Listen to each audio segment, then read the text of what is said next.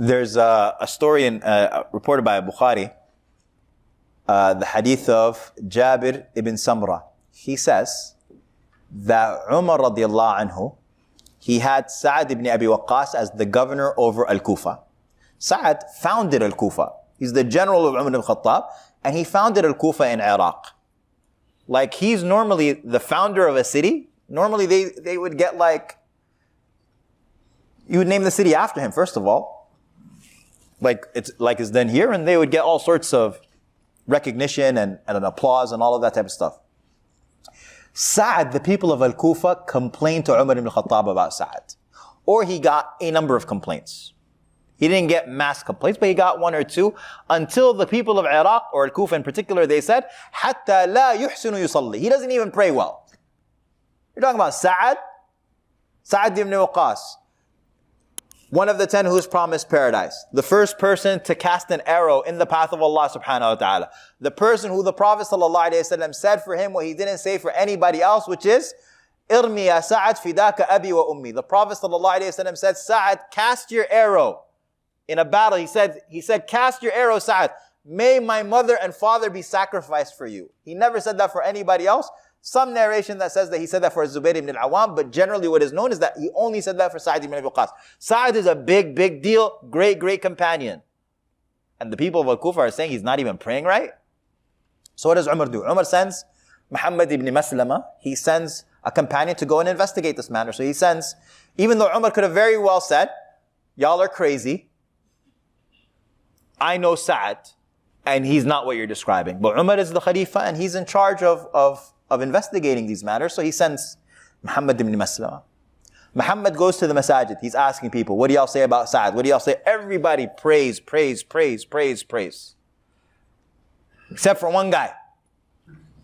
One guy gets up in the presence of Sa'ad ibn Waqqas. And he says, Sa'ad, he says, لا يسري بالسرية ولا يقضي بالسوية ولا يعدل في القضية. He says, Sa'ad does not go out with the battalion. Stays at home. Doesn't go out with the troops. And number two, he doesn't distribute evenly. And number three, he doesn't judge with justice. And Sa'ad ibn Waqqas. Sa'ad, I have to flash back. Back when he was with Rasulullah sallallahu alaihi wasallam, one time he asked the Prophet and he said, Ya Rasulullah, ask Allah that I be someone whose dua is always accepted. And Rasulullah sallallahu alaihi wasallam said to Sa'ad, he said, Atib mat'amak. He said, make your food that you eat, that you consume, tayyib, pure, halal, wholesome, goodly, your dua will be accepted.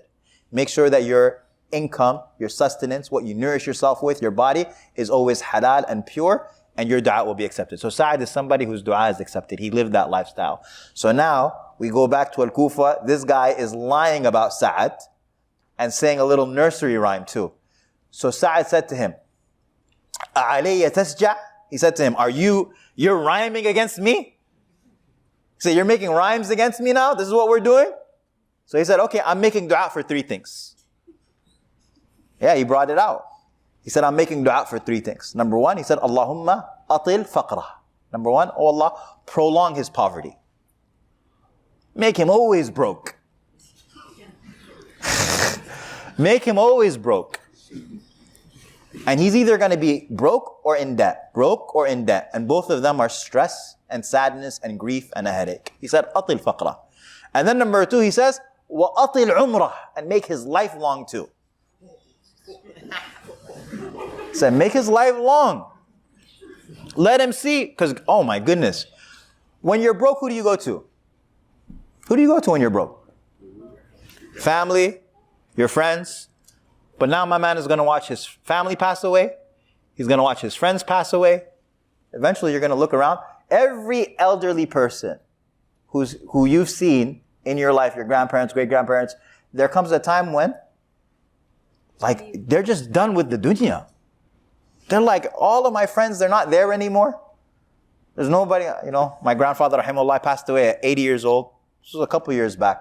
And I have another great-grandmother who's trying to get her eyes fixed. And so I was sitting with my grandfather and I was like, so-and-so, she wants to do a surgery for her eye.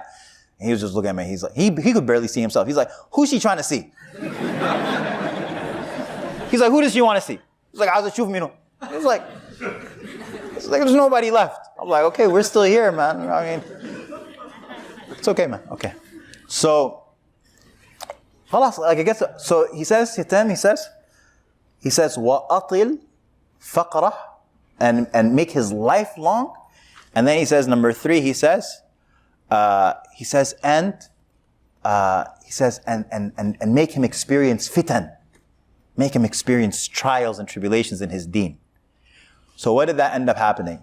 Jabir, he says, the narrator, he says, I saw this man years later.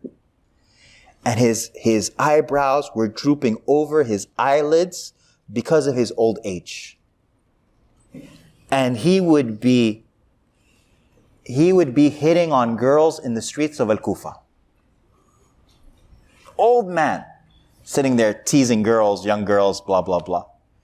And then whenever they'd be saying to him, God, this is embarrassing, be ashamed of yourself. He would say, أصابتني دعوة سعد.